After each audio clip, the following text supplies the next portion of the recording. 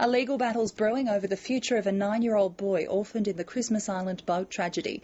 The child is one of 22 detainees being returned to detention on Christmas Island just 2 days after the funerals of those killed. The ABC's Leave Caspin is at the Villawood Detention Centre in Sydney. Leave, what's happening to this group of asylum seekers today?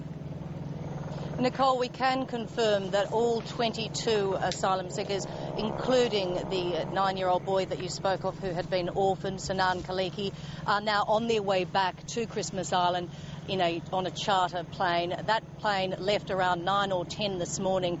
Now, it caused a great deal of confusion for some of the relatives of the detainees who had gathered here this morning at the Villawood Detention Centre. These detainees, of course, have been at Villawood since early this week. They'd been attending the funerals of the people that have been killed in the Christmas Island tragedy, trying to get access to Australia. And those 22 detainees, though, now back on their way to Christmas Island on a flight that had been chartered.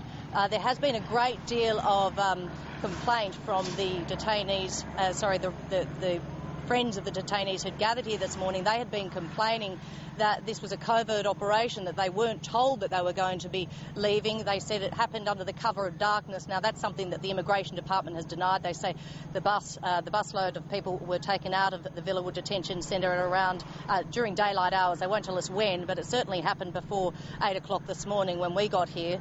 And so we did hear from Jamal Daoud earlier today from the Social Justice Network, who's been complaining how this whole situation has been handled.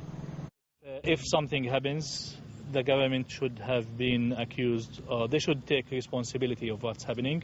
We communicated this to the minister yesterday and to the department that these people are suicidal, highly suicidal. But Leave, there are signs the government is softening its stance on this 9-year-old boy. Yes, Sinan Khaliki, of course, buried his father earlier this week at Rookwood Cemetery in a Muslim burial there, and he also lost his mother. So he's been orphaned in this disaster or this tragedy, and there had been hopes by the family or his family that he would be allowed to stay in Sydney. The family lives close to the Villawood Detention Centre. They have been visiting him here while he's been here in detention, being able to return to Sydney for those funerals. And his family had asked and have lodged a complaint with the Human Rights Commission that his